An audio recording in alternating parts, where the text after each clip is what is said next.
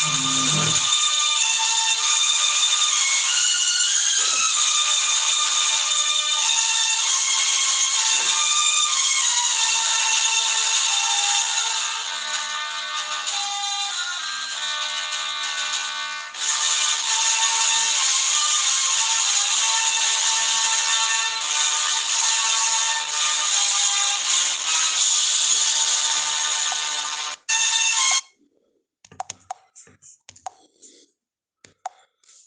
alaikum wa rahmatullahi wa barakatuhu to all dear group members.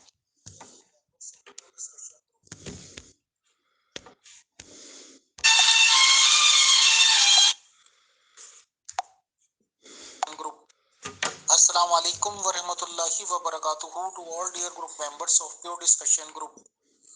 आज हम इस्तकबाल करते हैं मुफ्ती मोहम्मद नासिर साहब का in our pure discussion group. और आज का मौजू गुफ्तगू है कि क्या मजहब इस्लाम अमन से फैला या ये कि तलवार से, या हम कह सकते हैं कि क्या मजहब इस्लाम अमन से फैला क्वेश्चन मार्क।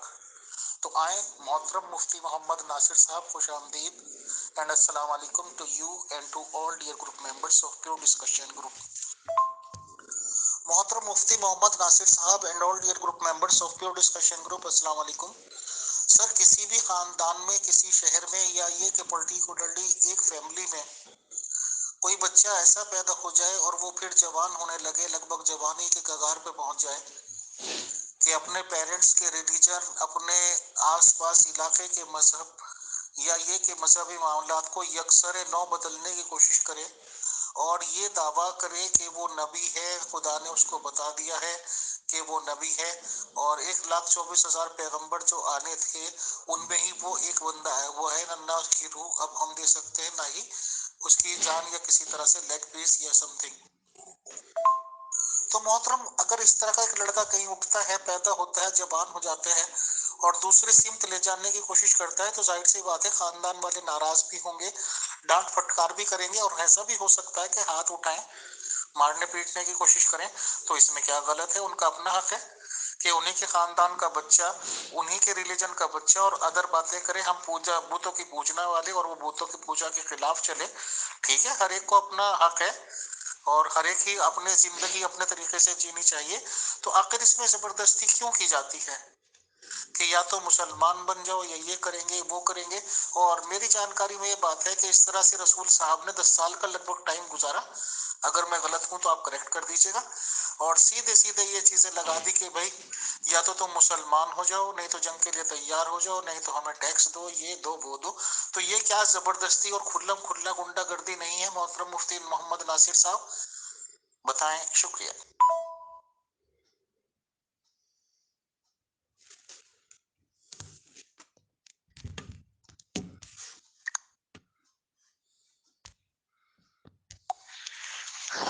अल्हम्दुलिल्लाहि रब्बिल आलमीन वस्सलातु वस्सलामु अला सय्यिदिल अंबिया वल मुरसलीन अम्मा बाद फ़अऊज़ु बिल्लाहि मिनश शैतानिर रजीम बिस्मिल्लाहिर रहमानिर रहीम क़ाल अल्लाहु तबारक व तआला फ़ी शानि हबीबिही मुख़बिरन व आमिरा इन्नल्लाह व मलाइकतहु युसल्लूना अलन नबी या अय्युहल्लज़ीना आमनू सल्लु अलैहि व सल्लिमू तस्लीमा अल्लाहुम्मा सल्ली अला सय्यिदिना व मौलाना मुहम्मदिन मअदिनिल जूद वल करम व आलिहि व बारक व सल्लिम।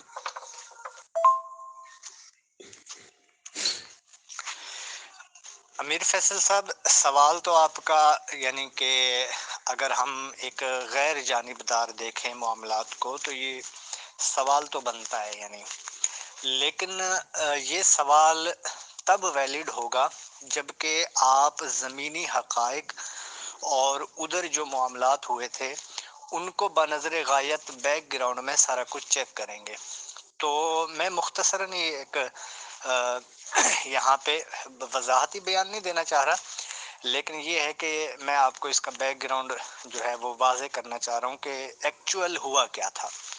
देखें, सरकार अलैहिस्सलाम ने कभी भी यहाँ पर किसी पर भी कोई इस्लाम के अहकाम नहीं थोपे, ने कभी भी यहाँ पर किसी पर भी कोई इस्लाम के अहकाम नहीं थोपे, ठीक है। अव्वलन नबी पाक अलैहिस्सलाम ने جو پیغام رسالت تھا، جب آپ کو حکم الہی ہوا، تو حکم جب ہو چکا، پھر آپ علیہ الصلوۃ والسلام اپنی زوجہ کے پاس آئے، پھر ایک مشاورتی پینل ہوا، پھر اس کے بعد نبی پاک علیہ الصلوۃ والسلام نے ایک کافی عرصے بعد پھر آپ نے لوگوں تک پیغام پہنچانا شروع کیا۔ اچھا، کون سے لوگوں تک سب سے پہلے پیغام پہنچایا؟ تو سب سے پہلے آپ نے اپنے گھر کے افراد کو اعتماد میں لیا اور ان کو بتایا، اور پھر اس کے بعد نبی پاک علیہ الصلوۃ والسلام نے اپنے رشتہ داروں کو بتایا کہ بھی اللہ کا حکم اس طرح میرے پاس تشریف لایا ہے، تو اللہ کی وحدانیت کو مانو۔ میرے آقا کے جو ابتدائی پیغامات تھے وہ یہی تھے کہ اللہ کی وحدانیت کا اقرار کرو، جیسا کہ حضرت ابراہیم علیہ السلام سے چلا آ رہا ہے، اللہ کی وحدانیت کا اقرار، اور میں اللہ کا رسول ہوں، جیسا کہ تورات و زبور و انجیل وغیرہ میں میرا ذکر ہوا۔ تو یہ ساری چیزیں نبی پاک علیہ الصلوۃ والسلام نے بیان فرمائی، اور اس کے بعد نبی پاک علیہ الصلوۃ والسلام نے یہ ارشاد فرمایا کہ میں تمہیں رشتہ داروں کے ساتھ اس ٹائم جو کرٹیکل ایشوز معاشرے میں تھے تو آپ نے ان کو ریز کیا۔ آپ نے فرمایا کہ بچوں کو زندہ درگور نہ کیا جائے، رشتہ داروں کے ساتھ اخلاقیات سے پیش آیا جائے، اور اسی طرح نبی پاک علیہ الصلوۃ والسلام نے مزید جو اس ٹائم معاشرے کے ناسور تھے ان کی طرف توجہ دلائی، فرمایا کہ میں اللہ کا نبی ہوں، جس طرح تمام انبیاء کرام اخلاقیات کا درس دیتے رہے ہیں تو میں بھی یہاں پہ اخلاقیات کا درس دینے آیا ہوں۔ تو ان چیزوں سے اپنے آپ کو بچاؤ، اپنے گھر والوں کو بچاؤ۔ اور پھر جو کیفیت تھی عرب کی، وہ اس طرح کی کیفیت تھی کہ وہ ان کی جو لڑائیاں ہوتی تھیں وہ صدیاں چلتی تھیں اور نسل در نسل چلتی تھیں، تو بلا وجہ اور بغیر کسی کیف و کیفیت کے، بلکہ صرف اپنی بڑائی کرنے کے لیے، تو سرکار علیہ الصلوۃ والسلام نے ان پوائنٹ کو ریز آؤٹ کیا، فرمایا کہ ان چیزوں سے بچو۔ اللہ کا پیغام یہ ہے کہ امن و امان کے ساتھ رہو، اور یہ ہے کہ معاشرے میں ایک اچھا اور بہترین سسٹم اور نظام لے کے آؤ، اور معاشرے میں تعمیر و ترقی کے حوالے سے معاملات اور اقدامات کیے جائیں۔ تو یہ سرکار علیہ الصلوۃ والسلام کی بیسک معاملات تھے۔ اچھا، پھر اس کے بعد نبی پاک علیہ الصلوۃ والسلام نے جب اس طرح کے معاملات ہوئے تو آپ علیہ الصلوۃ والسلام نے پھر ان کو یہ سارے پیغامات دیے، تو پھر آپ نے فرمایا کہ میں صادق و امین نہیں ہوں، تو انہوں نے کہا بالکل آپ صادق و امین ہیں۔ تو اب کنڈیشن یہ تھی کہ عرب کے جو لوگ تھے یا وہاں کا جو کلچرل سسٹمیٹک نظام تھا وہ اس حد تک فسادات کا شکار ہو گیا تھا تو کہ یہ لوگ آپ کے دشمن ہو گئے، اور پھر اسی طرح جو بھی نبی پاک علیہ الصلوۃ والسلام نے کسی سے زور زبردستی نہیں کیا، بلکہ جو اپنی بخوشی اسلام قبول کرتا تو سرکار علیہ الصلوۃ والسلام اسی کو ہی دین کے احکام سکھاتے، باقی تک پیغام پہنچاتے تھے، اور یہ تو بالکل ویلڈ طریقہ ہے، ہر نبی اسی طریقے پر کرتا آیا ہے، اور کرتا باقی جو نبی کے جانشین ہیں وہ بھی اسی طریقے پر کرتے آئے ہیں۔ یہ ہے اصل اسلام، حقائق جو ہے ہمیں اسی طرح ہی کرنا چاہیے، اور اللہ نے بھی قرآن پاک میں فرمایا فذکر فإن الذکر تنفع المؤمن، کہ مومنین کو سمجھایا جائے، اسی طرح احکامات دین لوگوں تک پہنچائے جائیں۔ تو سرکار علیہ الصلوۃ والسلام کے قریب قریب جو لوگ آنا شروع ہو گئے، تو پھر یہ جو عرب کے لوگ تھے انہوں نے دشمنی پالنا شروع کر دی اور ظلم و ستم کرنا شروع کر دیے۔ ایک 10-13 سال کا ایک لمبا عرصہ نبی پاک علیہ الصلوۃ والسلام نے مکہ میں گزارا، جو کہ ظلم و ستم کا ایک بڑا زبردست باب ہے، اور اگر اس کی پوری ایک داستان میں یہاں لے کے بیٹھ جاؤں تو ایک لمبا سا ٹاپک چاہیے، لمبا سا ایام چاہیے، وقت چاہیے۔ المختصر یہ کہ یہ جو ٹوٹل ڈیوریشن میں نبی پاک علیہ الصلوۃ والسلام نے کہیں بھی یہ نہیں فرمایا کہ بھی، نہ ہی اللہ نے حکم فرمایا کہ اب تم یہ کر دو تو ہم تمہیں یہ ہے کہ یا اسلام قبول کر لو، یا پھر یہ ہے کہ یہ کر دیں گے ہم تو وہ کر دیں گے، یا جزیہ دے دو۔ اس طرح کے کوئی احکام یہاں کے اس ڈیوریشن میں نازل نہیں ہوئے، بلکہ ٹوٹل اس پورے ڈیوریشن میں مسلمانوں پر ظلم و ستم ہی کیے گئے۔ پھر اسی ظلم و ستم کا نتیجہ تھا کہ نبی پاک علیہ الصلوۃ والسلام نے ہجرت فرمائی۔ اب جب نبی پاک علیہ الصلوۃ والسلام نے ہجرت فرمائی، آپ مدینے میں آئے، تو پھر اسی طریقے پر آپ کے ساتھ افراد مزید ٹچ ہونے لگے، کیونکہ یہ دین حق تھا تو حق کی طرف لوگ راغب ہونا شروع ہو گئے۔ تو جو پہلی جنگ بدر تھی وہ بھی اسی کا ایک شاخسانہ تھی کہ جو پیچھے بیک گراؤنڈ میں لوگوں نے ظلم کیے تھے کفار مکہ اور مشرکین مکہ نے، تو پھر انہوں نے ہی چڑھائی کی تھی۔ آپ یہ دیکھیں یہاں افراد 313 تھے، وہاں 1000 کی تعداد سے بھی بڑھ کر تھے۔ تو یہ آپ عقل مانتی ہے کہ کیا بھئی 313 والے 1000 سے بھڑ جائیں؟ بلکہ انہی کو اپنی طاقت پر غرور تھا، تو اسی وجہ سے وہی حملہ کرنے کے لیے آئے تھے، اس طرف سے کوئی اس طرح کا ریسپانس نہیں ہوا تھا۔ تو پھر جب وہ حملہ کرنے کے لیے آئے تو صاف ظاہر ہے اپنا دفاع بھی کرنا ہے، بنظر انسانیت دیکھا جائے یا کسی اور اعتبار سے یا ملکی اعتبار سے بھی آج کل دیکھ لو کہ کوئی ملک اگر کس پہ حملہ کر دے کہ دوسرا ملک اس کے دفاع میں اپنا مزید حملہ نہیں کرتا۔ تو اب یہ اس طرح کی کنڈیشنیں شروع ہو گئیں، تو پھر انہوں نے حملے کرنا شروع کر دیے مسلمانوں پر، ظلم و ستم بڑھائے۔ تو پھر نبی پاک علیہ الصلوۃ والسلام نے بھی جواب میں جوابی کارروائی آپ دیتے رہے۔ تو اس طرح یہ پورا ایک ڈیوریشن چلتا رہا۔ یہ جو نبی پاک علیہ الصلوۃ والسلام نے حکم فرمایا، یہ مکہ مکرمہ کے جب وہ ہو چکا، فتح ہو چکا، جو کہ بغیر مکہ کی یہ بات ہی سب سے بڑی اتھینٹک ہے کہ اسلام جو تھا وہ امن کا درس دیتا تھا۔ نبی پاک علیہ الصلوۃ والسلام اس ٹائم بڑی تعداد میں تھے، چاہتے تو آپ حملہ بھی کر سکتے تھے، چاہتے تو جنگ و جدال بھی کر سکتے تھے، لیکن نہیں، آپ علیہ الصلوۃ والسلام امن کے طور پہ مکہ میں داخل ہوئے، بلکہ جو اس ٹائم بڑے بڑے تھے ان کے گھروں میں پناہ لینے کو بھی امن قرار دے دیا۔ تو یہ تو سرکار کا اخلاق تھا، اخلاق کریمانہ تھا کہ الحمدللہ پھر یہ اسی اخلاق کی وجہ سے لوگ جوک در جوک اسلام میں آئے۔ تو یہ ایک پورا ایک بیک گراؤنڈ تھا اسلام کا۔ پھر اب ان ساری سچویشن کو دیکھا جائے تو اس ساری کنڈیشن میں نے مختصر جو بتائی ہے، بتائیں کہ مسلمانوں نے کہاں زبردستی کی۔ کسی ایک بھی جگہ پہ ثابت کوئی بھی نہیں کر سکتا کہ مسلمانوں نے یا نبی پاک علیہ الصلوۃ والسلام نے کہیں پر کسی کو اسلام تھوپا ہو یا زبردستی کی ہو، بلکہ سبھی نے جو اسلام قبول کیا دل سے قبول کیا، فتح مکہ کے بعد بھی دل سے قبول کیا۔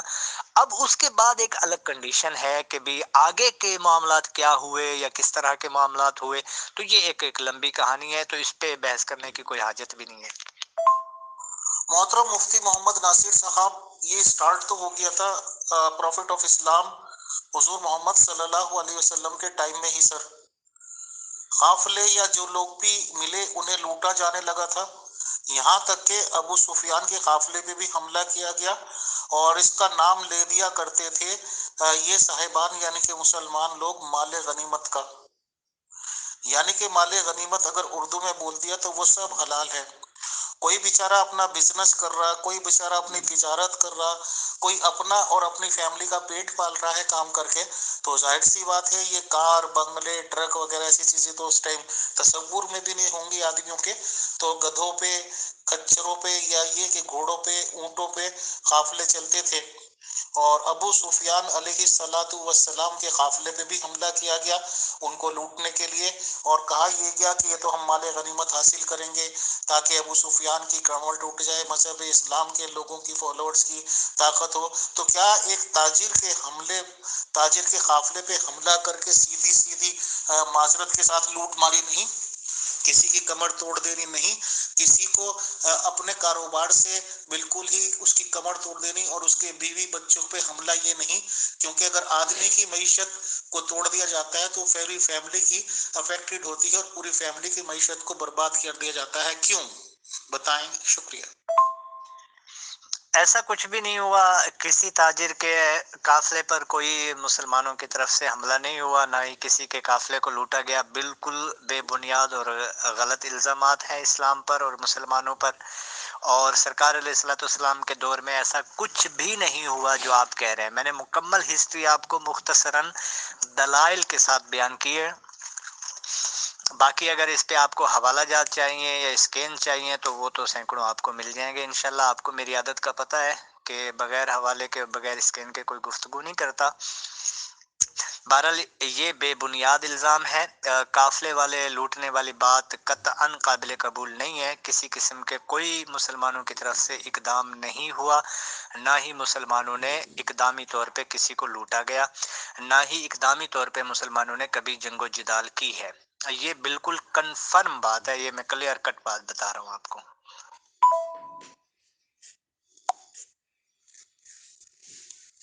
اقبال سلفی صاحب السلام علیکم ورحمۃ اللہ وبرکاتہ۔ سننے میں یہ آتا ہے کہ مسلمانوں کی فوج نے ایک وقت پہ سفیان کے قافلے پہ حملہ کیا اور مقصد یہ تھا کہ کس طرح سے اس کا مال و اسباب لوٹ کے اس کی کمر بھی توڑی جائے۔ الحمدللہ الحمدللہ وحدہ والصلاۃ والسلام علی من لا نبی بعد۔ اما بعد، امیر فیصل صاحب سوال آپ کا امام الانبیاء خاتم الانبیاء جناب محمد بن عبداللہ محمد الرسول اللہ صلی اللہ علیہ وسلم کا کفار کے قافلے پر اقبال سلفی صاحب السلام علیکم ورحمۃ اللہ وبرکاتہ۔ سننے میں یہ آتا ہے کہ مسلمان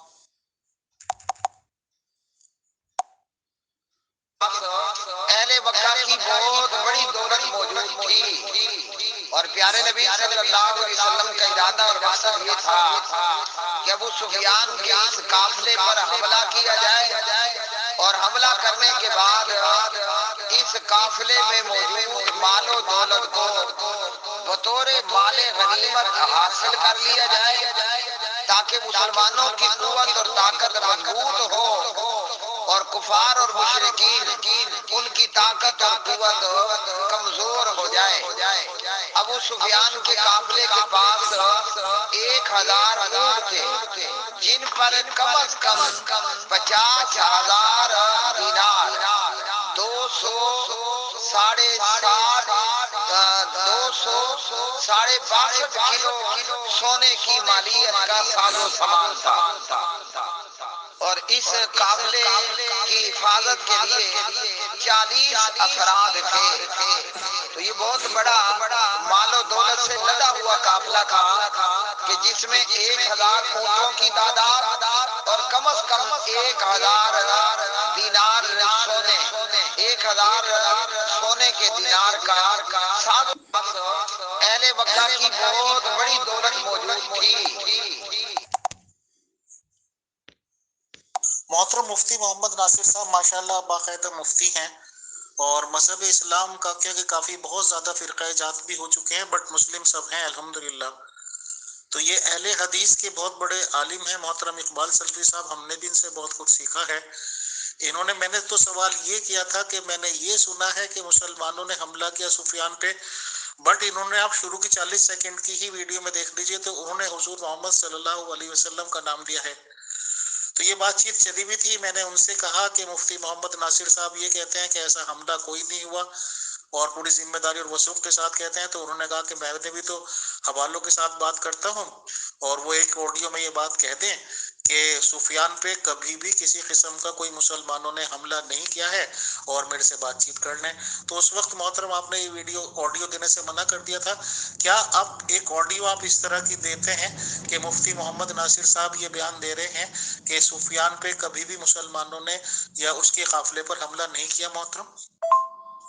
محترم مفتی محمد ناصر صاحب، یہ تو آپ بھی مانتے ہیں، سب کچھ مانتے ہیں کہ شروع کے 10 سال میں 10 یا 12 آدمیوں سے زیادہ ایمان نہیں لائے، جبکہ رسول اسلام صاحب کی طرف سے نبوت کا اعلان کر دیا گیا، اور اس کے بعد جب تلوار پکڑی گئی اور پورا یہ کہا گیا کہ قتل و غارت گیری، حملے کرنا قافلوں پہ اور لونڈیے بنانا، آپس میں ڈسٹریبیوٹ کرنا ریوڑی کی طرح، یہ سب کچھ معاملات ہوئے تو لوگوں نے اسلام لانا شروع کر دیا۔ اور کیا مفتی محمد ناصر صاحب رسول اسلام صاحب کی وفات کے بعد، چلو وہ تو ٹاپک دوسرے اور الگ ہو جائیں گے، لمبے ہو جائیں گے کہ ان کے جنازے میں کون شریک تھا کون نہیں تھا، تو بہرحال ان کے انتقال کے بعد کافی لوگوں نے اپنے دھرم میں واپس جانا شروع کر دیا، جس دھرم سے بھی وہ مذہب اسلام یا مسلمان ہوئے تھے، اور اس کے بعد خلیفہ لوگوں نے جو کہ ان کے نمائندے کہلاتے ہیں رسول اسلام صاحب کے، دوسرے ملکوں پہ حملے شروع کر دیے۔ वहां पे जो गवर्नमेंट चला रहे थे, राजा महाराजा कह लिए, वजीर आजम कह लीजिए, चीफ मिनिस्टर कह लीजिए, उन लोगों से सीधा सीधा कहा कि या तो इस्लाम में दाखिल हो जाओ, नहीं तो हमें टैक्स दो, नहीं तो ये करो वो करो, नहीं तो फिर जंग के लिए तैयार हो जाओ। तो ये क्या मतलब जबरदस्ती नहीं है कि कोई अच्छे वाला सुकून से रह रहा है उसे आप जबरदस्ती करो कि आप आपके रिलीजन में है? तो ये क्या पीस है, अमन की बात है, या ये कि जबरदस्ती? बताएं। शुक्रिया। जी बिल्कुल, मुसलमानों की तरफ से अबू सुफियान के तिजारती काफिले पर हमला नहीं किया गया। मुसलमानों की तरफ से इकदामी हमला कतअन मुसलमानों की तरफ से सैयदना अबू सुफियान रज़ी अल्लाह तआला अन्हु के तिजारती काफिले पर नहीं हुआ। बाकी वहाँ पे क्या सिचुएशन थी, क्या मामलात थे, ये एक अलग मैटर है और इस पे गुफ्तगू हो सकती है बिल्कुल। बाकी यही दो टोक मौकिफ है, मुसलमानों की तरफ से इब्तदाई या इकदामी तौर पे हमला नहीं किया गया। मतलब इब्तदाई हमला नहीं किया गया, लेकिन बाद में हमला किया गया, ऐसे हालात पैदा कर दिए गए थे। सबसे पहली बात तो ये है कि ये जो आपने दो चार बंदों की बात की है, ऐसा कुछ भी नहीं था। दो चार बंदे नहीं, कसीर अफराद उस टाइम भी मुसलमान हो चुके थे और अल्हम्दुलिल्लाह पहले ही से कसीर तादाद हो चुकी थी। फिर मदीने में आने के बाद मज़ीद कसीर तादाद हो चुकी थी। तो दूसरी बात, आपने खुलफा के बारे में कहा कि उन्होंने हमले शुरू कर दिए, तो उन्होंने जो हमले वगैरह किए थे वो इस्लाम के पैगाम पहुंचाए थे। ये हमले वगैरह जो हुए थे ये अलग कंडीशन है, ये पूरा एक प्रोसीजर है, इसका एक अलग मैटर है। ये इंशाल्लाह कभी मज़ीद वक्त में हम इस पे गुफ्तगू कर सकते हैं। जी, कुफ़ार की तरफ से ऐसे हालात पैदा कर दिए गए थे कि मुसलमानों को दिफाई हमले करने पड़े, क्योंकि साफ ज़ाहिर है कि जब दुश्मन सर पे हो तो ऐसे थोड़ी है कि सर छुपा के बैठ जाओ, भी लगे रहो, तुम भी हमें मार दो तो तुम्हारी बेहतरीन चालें हैं। तो ऐसा कुछ भी नहीं है। जब उनकी तरफ से इब्तदाई हमले हुए तो मुसलमानों ने दिफा में हमले किए बिल्कुल, और अपनी प्रोटेक्शन की है, और ये तो हक है हर एक बंदे का। तमाम मज़ाहिब में हक है, हर कोई इसको गलत कोई भी नहीं कह सकता, किसी भी सूरत में ये गलत हो ही नहीं सकता, बल्कि ऐन ज़रूरी है ये चीज़ें कि अगर कोई आप पे हमला करे और आप उसके दिफा में हमला ना करें। ऐसा कुछ भी कहीं भी नहीं लिखा, ना ही किसी मज़हब, कोई भी मज़हब इसको वैलिड करार देता है, या ना ही कोई मज़हब इसको ये कहेगा कि भी आप चुप करके बैठ जाओ, अगला हमला करता रहे। मोहतरम मुफ्ती मोहम्मद नासिर साहब, हुजूर मोहम्मद सल्लल्लाहु अलैहि वसल्लम के इंतकाल के बाद जो खलीफा क्या कहना चाहिए सिलसिला शुरू हुआ है, तो पहले खलीफा साहब बनाए गए हजरत अबू बकर जी। तो क्या ये झूठ है मोहतरम?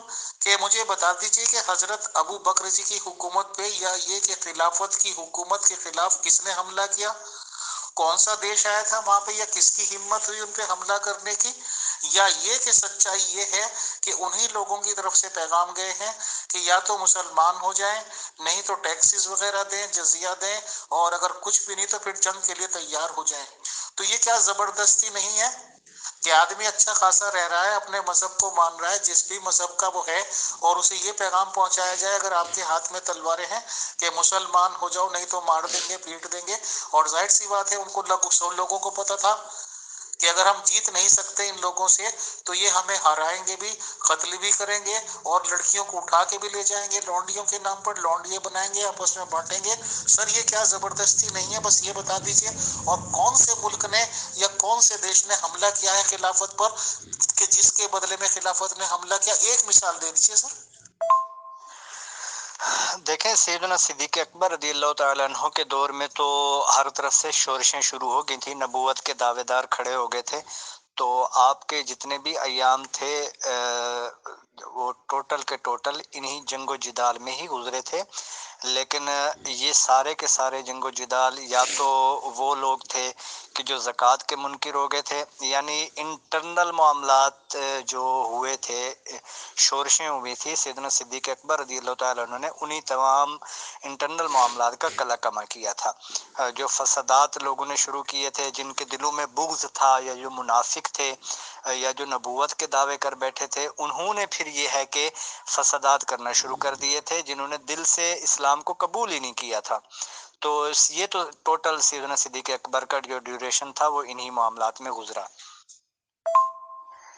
باقی رہی آپ کی بات یہ والی کہ بھی دیکھیں سرکار علیہ الصلوۃ والسلام کا طریقہ رہا ہے، صحابہ کا طریقہ رہا ہے، سب سے پہلے یہ حکم الہی ہے کہ بھی اللہ کے احکامات کو دنیا میں پھیلاؤ، تو نبی پاک علیہ الصلوۃ والسلام کے حکم کے عین مطابق کفر اور ظلم و بربریت کو روکنے کے لیے مسلمانوں نے، صحابہ کرام علیہم رضوان نے مختلف ممالک کی طرف پیغامات بھیجے۔ یہ ایک پورا آپ کو یا تو بیک گراؤنڈ پتہ نہیں ہے یا پھر آدھ ادھوری آپ تاریخ پڑھ کے بیٹھے ہوئے ہیں یا آدھ ادھوری باتیں لے کے بیٹھے ہوئے ہیں تو آپ اعتراض کر دیتے ہیں۔ بہرحال ایسا کچھ بھی نہیں ہوا جو یک طرفہ آپ بات بیان کر رہے ہیں، بلکہ کنڈیشن سچویشن یہ ہوا کرتی تھی کہ اسلام کا پیغام ان تک پہنچایا جاتا تھا اور پھر ان کو کہا جاتا تھا کہ بھی آپ اسلام میں تشریف لے آئیں۔ تو پھر جب ان کی طرف سے جو ان کے سرکش ہوا کرتے تھے وہ ابتدا کرتے تھے، پھر اسلام کہتا تھا کہ اب اگر تم لوگوں نے کوئی حرکت کی تو پھر ہماری طرف سے بھی جوابی کارروائی ہوگی، تو پھر یہ جوابی کارروائی کے طور پر آگے بڑھتے تھے۔ ورنہ یہ ہے کہ اسلام کے پیغامات پہنچائے جاتے تھے، باقاعدہ خطوط ہوتے تھے بادشاہوں کی طرف اسلام کے احکامات کے خطوط پہنچائے جاتے تھے، اللہ کی وحدانیت کے اقرار کے لیے خطوط پہنچائے جاتے تھے، تو امن کے اعتبار سے ان تک پیغامات پہنچاتے تھے۔ جب ہمارے افراد ایلچی بن کر امن کے اعتبار سے، یہ دنیا کا قانون ہے شروع سے اب تک دیکھ لیں، جب ہمارے مسلمانوں کی طرف سے جو ایلچی بن کے دین اسلام کا پیغام لے کر جاتے تھے یہ ان کو قتل کر دیتے تھے، اور جب قتل کر دیتے تھے تو پھر یہ دنیا کا قانون ہے، تمام ملکوں کا قانون ہے کہ جب بھی کسی کو ایلچی کو قتل کیا جائے تو دوسرا ملک اس پہ حملہ کر دے، تو یہ تو کنڈیشن ہوتی تھی۔ بہرحال اس طرح ہوتا تھا کہ بھی جب یہ پیغامات ان تک پہنچائے جاتے تھے تو پھر جب ان تک پیغام پہنچتا تو وہ سرکشی کرتے، مزید وہ لڑنے بھیڑنے کے لیے تیار ہو جاتے تھے، تو جب وہ ان کی طرف سے کوئی جوابی معاملات ہوتے تھے تو پھر مسلمان آگے بڑھ کے ان کو جواب دیا کرتے تھے، یہ ایک کنڈیشن تھی۔ اچھا، اس میں آپ کو ایک مختصر سی مثال آپ کو یہاں پہ بیان کرتا چلوں تاکہ آپ کو بات سمجھ آ جائے۔ دیکھیں رومن امپائر کے ساتھ ہماری مسلمانوں کی لڑائی ابتدائی کیوں ہوئی، اس کی کیا وجوہات تھی ابتدائی طور پہ؟ ہوا یہ تھا کہ اسلام کا پیغام جب ان تک پہنچا تو انہوں نے ہمارے ایلچی کو قتل کر دیا۔ اچھا یہ ہے کہ پھر مسلمانوں نے سیدنا فاروق اعظم رضی اللہ تعالیٰ عنہ نے اس پہ بھی صبر فرمایا، پھر انہوں نے کیا کیا کہ مسلمانوں کا 40 عورتوں پر مشتمل حضرت ضحاک رضی اللہ تعالیٰ عنہ تھے، یا غالباً کوئی اور صحابی تھے، ان کی بلکہ یہی صحابی تھے، ان کی بہن بھی تھیں، تو جب یہ عورتوں کا جو قافلہ تھا ان میں چند مرد تھے جو کہ ایک جگہ سے دوسری جگہ جا رہے تھے، تو رومن سلطنت نے ان کو گرفتار کر لیا، ان عورتوں پہ حملہ کیا، تو کافی ساروں کو شہید بھی کیا اور کافی ساروں کو یہ لے کے بھی گئے تھے۔ تو اس ٹائم 1,00,000 کی تعداد میں یہ رومن امپائر کے سپاہی موجود تھے ایک جگہ پہ، ان کی فوج پوری کی پوری، تو وہاں پہ 40 کے قریب عورتوں کو، مسلمان عورتوں کو رکھا گیا۔ تو پھر یہ جب اس طرح کی کنڈیشن ہوئی تو مسلمان پھر سیدنا خالد بن ولید رضی اللہ تعالیٰ عنہ، حضرت ابو عبیدہ بن جرح کے ماتحت سیدنا فاروق اعظم نے بھیجا ان کو۔ یہ جب وہاں پہ گئے تو انہوں نے کہا کہ بھی ہماری عورتوں کو واپس کر دیا جائے تاکہ یہ ہے کہ معاملات آگے نہ بڑھیں، تو انہوں نے فسادات مچانے کے لیے، مزید خرابیاں پیدا کرنے کے لیے مزید ڈھٹائی کرنا شروع کر دی۔ تو اس ٹائم دیکھیں الحمدللہ علی احسانہ، یہ اللہ کی تائید حاصل تھی کہ 60 بندوں نے 60,000 1,00,000 کے ساتھ بھڑ گئے اور 60,000 رومیوں کو قتل کیا، اور ہمارے ہاں صرف 10 سے شہید ہوئے تھے۔ تو یہ اس کی ابتدائی، اب آپ بتائیں یہاں پہ اسلام کی طرف سے کہاں ابتدا کی گئی، یا پھر اسلام نے کہاں یہاں پہ ان کو کہا کہ بھی تم یہ اسلام قبول کر لو ورنہ تمہیں یہ کر دیں تو وہ کر دیں گے۔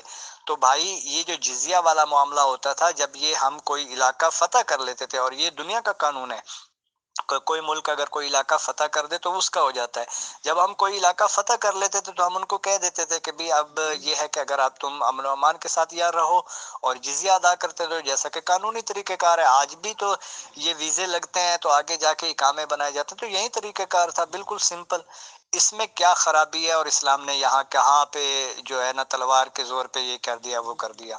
تو لہذا اللہ کا خوف کریں اور ان چیزوں کو غور و فکر کے ساتھ، یہ ایک مثال دی ہے، ایسی میں ہزاروں مثالیں دے سکتا ہوں۔ محترم مفتی محمد ناصر صاحب، آپ نے ابو بکر جی کے ٹینیور کی بات کی، اور آپ نے اس میں مجھے نام یاد دلا دیا، میں بھول جاتا ہوں ایسے لوگوں کے نام ٹیررسٹ ٹائپ کے. یہ جو خالد بن ولید تھے تو یہ تو ان کے بہت ہی پیٹ کمانڈر تھے ابو بکر صاحب کے، جس کو جہاں سے بدلہ لینا ہوا ان کو سیدھا سیدھا بھیج دیتے تھے. جبکہ ایک صحابی رسول تھے، ان کا نام نہیں مجھے یاد، اور تاریخ ابن کثیر میں بہت تفصیل سے بیان کیا گیا ہے کہ خالد بن ولید کو پتہ چل گیا تھا کہیں سے کہ ان کی بیگم صاحب ماشاءاللہ بہت خوبصورت حسین ہیں، تو وہ پہنچ گئے ان کے گھر پہ. اب الزام لگائے کہ دس اینڈ دیٹ، جب آدمی کو کچھ کرنا ہی ہوتا ہے تو اتنی بربریت سے قتل کیا گیا تھا کہ ان کی گردن الگ کی گئی، اور جو چولہے ہوتے تھے لکڑی کے اس پہ کھانا پکایا گیا گوشت وغیرہ، تو لکڑیوں کے ساتھ ساتھ ہی اس بیچارے کا مرحوم کا سر رکھ دیا. اب لمبے گھنے بال ہوتے تھے اس وقت، خوب دھو دھو کر کے سر جلا. اب ظاہر سی بات ہے کہ ایک بیوی کے سامنے اس کے شوہر کو قتل کر دیا جائے اور اس کے سر کو دھڑ سے الگ کر کے چولہے میں جلا دیا جائے اور اس کے بعد اس کی بیوی کو اپنا بنا لیا جائے، تو یہ کون سی انسانیت ہے محترم؟ کون سی انسانیت ہے یہ مسلمانوں کی کہ ایک بیوی کے سامنے اس کو شوہر کو مارا، قتل کرا، چولہے میں جلا دیا اور اس کی بیوی سے سمبند بنائے گئے؟ کیا یہی اسلام ہے؟ کیا یہ پیار محبت اور امن کا اسلام ہے سر؟ بتائیں. حضرت ایسا کوئی واقعہ بھی صحیح طور پہ ثابت نہیں ہے. باقی تاریخ کی آپ نے بات کی ہے ابن کثیر کی، تو ابن کثیر کی تاریخ کو ہم ویلڈ قرار ہی نہیں دیتے. وہ ساری تو یعنی کہ کچھ باتیں تو صاف ظاہر ٹھیک ہی ہوتی ہیں ہر چیز، ہر جگہ میں، ہر کتاب میں. تو بہرحال یہ ہے کہ ایک تاریخ ابن کثیر میں کثیر باتیں فسادات سے صرف مروی ہیں، اور بہت ساری ایسی روایات اس میں ہیں کہ جو قطعاً قابل قبول نہیں ہے، اور نہ ہم قبول کرتے ہیں، اور نہ ہی تاریخ ابن کثیر سے استناد لی جاتی ہے، نہ لی جا سکتی ہے. تو جو اتھینٹک کتب ہیں ان سے آپ حوالہ پیش کریں تو پھر بات بن سکتی ہے. ادروائز یہ ہے کہ یہ کہانیاں تو پھر بہت سارے لوگ سناتے رہتے ہیں، تو یہ صرف کہانیاں ہی ہیں، آپ بھی سن لیں ہم بھی سن رہے ہیں، بس ٹھیک ہے، مزے لے لیں، کہانیاں سناتے رہیں. کہانیاں تو ہوتی ہی مزے لینے کے لیے ہیں بھائی. تو یہ بھی آپ نے ایک کہانی سنا دی، بہرحال ٹھیک ہے، آپ مزے لے لیں بس، جس طرح میں نے مزہ لے لیا ہے. بہرحال یہ صرف کہانی ہے، حقیقت سے اس کا کوئی تعلق نہیں ہے. محترم مفتی محمد ناصر صاحب، بہت آسان ہے کہانیوں کو، ہسٹری کی بکس کو انکار کر دینا. چلیے کوئی بات نہیں، آپ نے اس کی غلط مطلب ڈینائی کیا، ہم تسلیم کر لیتے ہیں. تو شارٹ میں بات ہو جائے، کیا یہ غلط ہے کہ رسول اسلام صاحب محمد صلی اللہ علیہ وسلم کی وفات کے فوراً بعد ہی خلافت کا سلسلہ شروع کیا گیا اور دوسرے ملکوں پہ حملے شروع کیے گئے؟ اور کیا یہ غلط ہے کہ اسی خلافت نے، یعنی کہ ابو بکر جی کی خلافت، عمر جی کی خلافت اور عثمان جی کی خلافت کے ٹائم میں الگ الگ ملکوں پہ حملے کیے، الگ الگ ملکوں کے جو رہنما تھے یا یہ کہ لیڈر تھے ان کی فیملیوں کو، آدمیوں کو قتل کیا، لڑکیوں کو اٹھا کے لے آئے، کسی کو بیوی کے نام پر بیوی بنا لیا، کسی کو لونڈی کے نام پہ بیوی بنا لیا؟ اور کیا یہ غلط ہے؟ ان شارٹ یہ بتا دیں کہ 25,000 کلومیٹر اسکوائر یا 25 لاکھ کلومیٹر اسکوائر کے زمین پہ مسلمانوں نے قبضہ کر لیا اور وہاں کے لوگوں کو، حکومتوں کو معزول کر کے اپنا قبضہ کیا اور تمام لوگوں کی بیٹیوں کو، عورتوں کو لونڈیے بنایا اور طرح طرح کی اذیتیں دی. بس یہ کیا بات غلط؟ کیا یہ غلط ہے کہ 25,000 یا 25 بہت لمبے چوڑے علاقے پہ دنیا کے قبضہ کر لیا مسلمانوں نے؟ سر کیا یہ بھی ہسٹریکل مسٹیک ہے یا یہ سچ ہے؟ بتائیں. شکریہ. جی بالکل، جو بھی یہ الزامات اسلام کے خلاف گڑھے جاتے ہیں یہ سارے کے سارے بے بنیاد اور غلط ہیں، قطعاً اور بالکل صراحتاً غلط ہیں. یہ صرف الزامات ہیں اور جہالت ہے اور کچھ بھی نہیں ہے.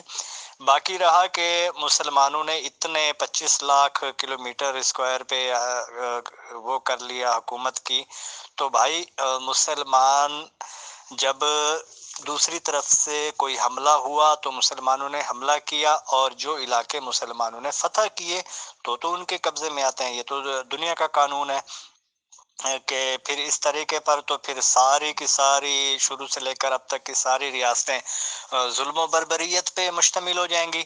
آپ کس ریاست کو بچائیں گے؟ یہ تو مجھے بتائیں.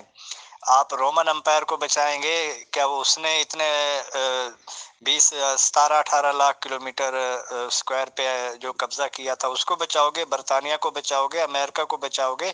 کس کو بچاؤ گے؟ یہ تو پھر کوئی بھی حکومت نہیں بچتی۔ تو دنیا کا اصول یہی ہے کہ جب کوئی ملک تمہارے اوپر حملہ کر دے تو تم اس پہ حملہ کرو، جب حملہ کر دو گے تو پھر اس کے بعد جب وہ آپ کے قبضے میں آ جائے گا تو پھر آپ کا ملک بن جاتا ہے۔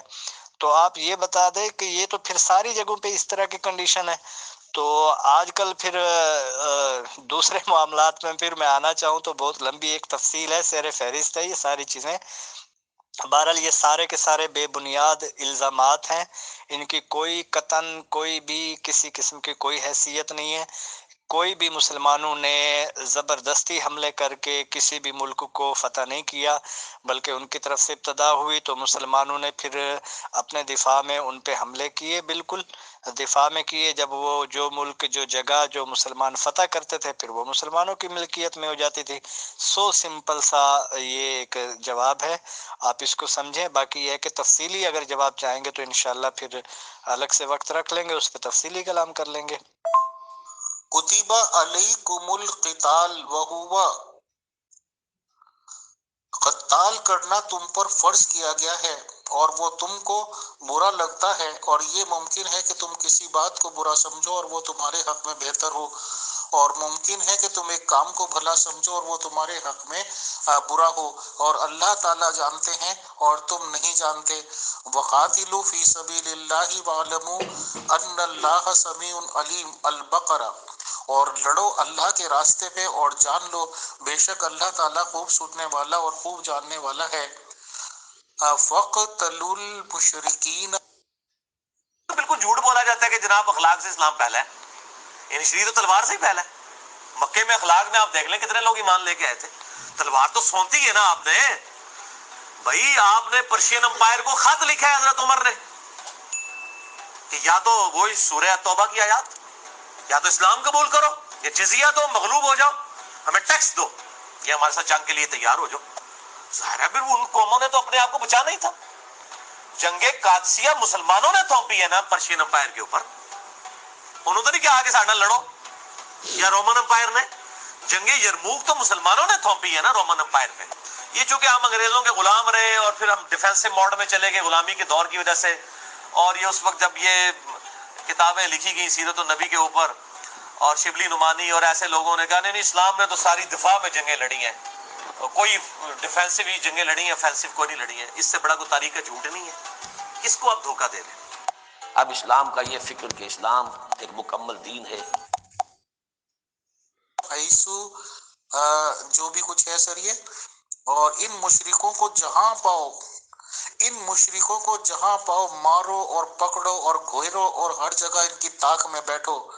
قاتل الذین لا یؤمنون باللہ ولا بالیوم الآخر ولا یحرمون ما حرم اللہ ورسولہ ولا یدینون دین الحق من الذین اوتوا الکتاب حتی یعطوا الجزیۃ عن ید وہم صاغرون، التوبہ۔